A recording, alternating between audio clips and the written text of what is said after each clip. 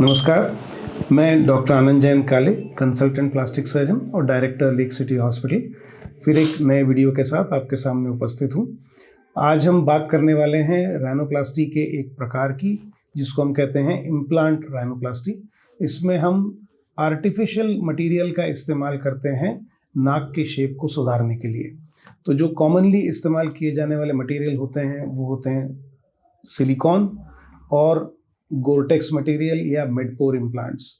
तो दोनों में अंतर ये होता है कि सिलिकॉन मटेरियल थोड़ा सा सॉफ्ट होता है जो कार्टिलेज जैसा लगता है, और जो गोरटेक्स या मिडपोर होता है ये हार्ड होता है।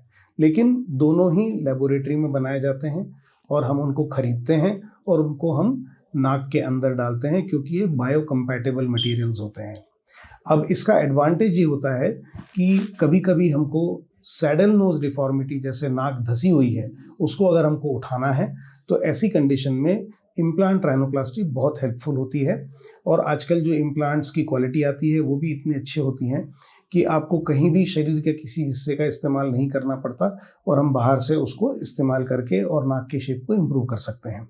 अब इनमें प्रॉब्लम सिर्फ एक होती है कि इम्प्लांट कभी कभी बॉडी रिजेक्ट कर देती है, मतलब शरीर के अंदर किसी प्रकार की एलर्जी होने की वजह से, या तो वो सिलिकॉन या जो मिडपोर मटेरियल है उसके साथ एलर्जी होने की वजह से बॉडी उसको एक्सेप्ट नहीं करती और उस इम्प्लांट को हमको निकालना पड़ता है।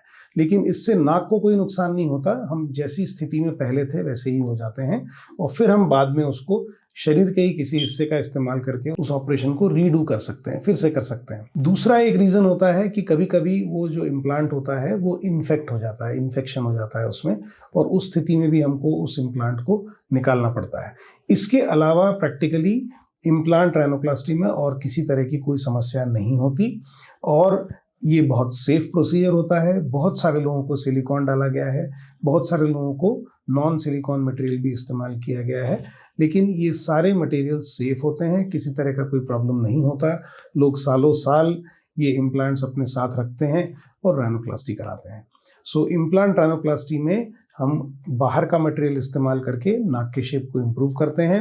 इसके कुछ फ़ायदे ये होते हैं कि जो शेप आता है वो बहुत अच्छा आता है, क्योंकि ये कस्टमाइज्ड होते हैं। कई बार हम उसको शेप भी देते हैं, कभी कभी ये प्री फैब्रिकेटेड भी आते हैं, रेडीमेड आते हैं, जिसमें हम नाक का शेप इम्प्रूव करते हैं। प्रॉब्लम सिर्फ ये है कि बॉडी रिजेक्ट कर सकती है या उसमें इन्फेक्शन हो सकता है, या कभी कभी वो इम्प्लांट माइग्रेट कर जाता है, अपनी जगह छोड़ के कहीं दूसरी तरह सरक जाता है। तो इस स्थिति में हमको उस इम्प्लांट को निकालना पड़ता है और वो ऑपरेशन को या तो फिर से करना पड़ता है या फिर हमको ऑटोग्राफ्ट राइनोप्लास्टी करनी पड़ती है, जिसमें हम शरीर के ही किसी और हिस्से का इस्तेमाल करते हैं, कार्टिलेज का या बोन का, और हम राइनोप्लास्टी करते हैं। तो इम्प्लांट राइनोप्लास्टी के बारे में आज इतना ही। फिर एक नए वीडियो के साथ आपके सामने उपस्थित होऊंगा। नमस्कार।